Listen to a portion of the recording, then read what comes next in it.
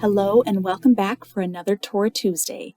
We are continuing in our exploration of the sign of frogs that Yahweh brings on Pharaoh and against Egypt. And we're picking it up in our English Bibles in chapter 8, verse 8.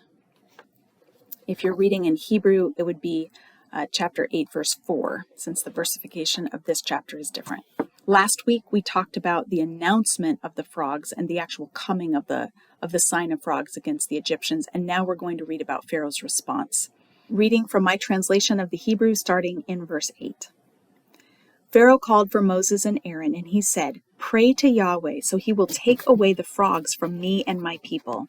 Then I will send away the people, so they may sacrifice to Yahweh." Moses said to Pharaoh, "Do yourself the honor of saying when I shall pray for you, your servants and your people, to cut off the frogs from you and your houses. Only in the Nile shall they remain." And he said, "By tomorrow." So I'll pause there and make some comments, and then I'll read the rest. So right off the bat, we see that Pharaoh is forced to acknowledge that Yahweh is the source of the frogs, and he goes to Moses and Aaron and begs for relief. He uses a word for intercession or for prayer that means pleading. He's pleading with God to remove the frogs. So we're seeing him be humbled by these signs. And he recognizes in his statement that the purpose of sending the Israelites away is so that they can serve or worship Yahweh. They are, of course, his servants. They've been serving him, and he's now acknowledging that he needs to release them so that they can serve Yahweh. Moses responds by reminding Pharaoh of the purpose of the signs and wonders, which is to know Yahweh. Moses gives Pharaoh the honor of deciding when the sign will end. Why does he do this? Commentators are divided on whether he's deferring to Pharaoh or whether he's kind of mocking Pharaoh by saying this. I'm not really sure which it is. But in any case, Pharaoh gets to decide when the plague will end or when the sign will be over, which is going to make it absolutely obvious that Yahweh is the one responding to Pharaoh's plea. So in effect, Moses is inviting Pharaoh to articulate his prayer. Say, by tomorrow, I want this to be out of here. What's fascinating about his decision to say tomorrow is that it's not instant, but it's also not a long time away. So it's just enough time for the frogs to all die off. And the word tomorrow is going to come up multiple other times in these signs and wonders. It comes up with the flies, with the livestock, the death of the livestock, with the hail, and with locusts. But never again is Pharaoh given the opportunity to dictate when or to request when a sign shall be over. In the future, it's Yahweh doing all of it. Most of these other uses of tomorrow are Yahweh announcing when judgment will come.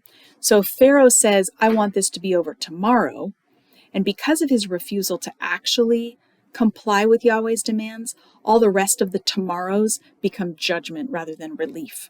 So that's an interesting thing to track through the book. Okay, now let me continue reading halfway through verse 10. So Moses is responding to Pharaoh.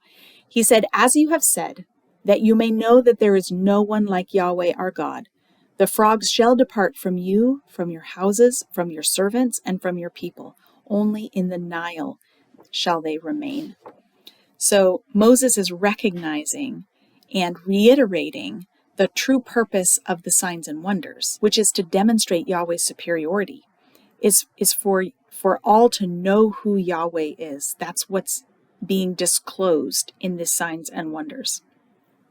It's interesting that the frogs are going to die everywhere, but they're not going to die in the Nile. They die everywhere else, but not in the Nile. And this, I think, is an indication of the Creator's care for creation. God is not bringing widespread destruction, but he's restoring things to the proper equilibrium by having frogs where they belong and not where they don't belong. So picking it up in verse 12, Moses and Aaron left Pharaoh. Moses cried out to Yahweh concerning the matter of the frogs that he set against Pharaoh. And Yahweh did just as Moses spoke, and the frogs died from the houses, from the courtyards, and from the fields. So they piled them up in heaps and heaps, and the land stank. But when Pharaoh saw that there was relief, he made his heart callous, and he did not listen to them, just as Yahweh had said. A few things to point out here. In chapter 14, verse 30, the narrator tells us that on the shores of the Sea of Reeds, the dead Egyptians are lying there. And here we have dead frogs lying on the land. And the heaps of dead frogs, I think, points forward to the dead Egyptians. It's the narrator's way of showing us this could be so much worse. If you don't take this innocuous sign, this comical sign, this nuisance, and take it seriously, the consequences are going to be much, much greater in the future. And that insight is pointed out by Terence Fredheim in his commentary on Exodus, which I love. But this sign also points back. When it tells us that the land stank, we remember back to when the water was turned to blood and that made the Nile stink, which reminds us then, as we talked about in an earlier video, of the fact that in chapter 5, verse 21, the Hebrews feel like they stink to the Egyptians. The Egyptians are disgusted by them. So God brings this sign against Egypt of water to blood and makes it stink, as if to say to the Egyptians, you think the Hebrews stink? I'll show you what it really is to have something that stinks in your midst. And so here we have even more of that, just stink upon stink. It's someday somebody needs to write a paper on smell in the book of Exodus, because there's quite a lot of it. It's amusing to track. Notice that Pharaoh did not keep his promise. He said, pray for me, and then I'll send you away. If God takes this away from me, then I'll send you away so you can worship Yahweh. But Pharaoh did not keep his promise. He is guilty of injustice. He's made his heart heavy or callous. And we're told that he refuses to listen.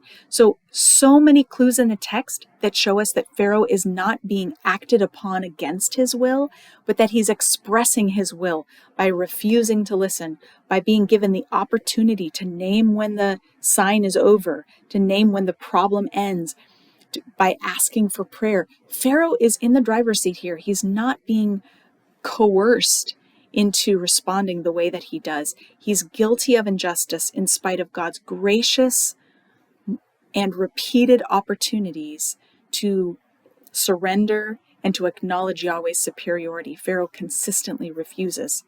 I don't know if you've experienced this in your life, where God graciously, softly chastens you and invites you into a greater degree of faithfulness. When we refuse these gracious invitations from God, they often get louder and more difficult and more costly. And so we can all work on responding to God's grace before he has to turn to anger to get our attention. We see this again and again throughout the scriptures. When God's people don't listen, things get worse. And that's what we'll find as we work through the rest of the 12 signs and wonders. Have a great week.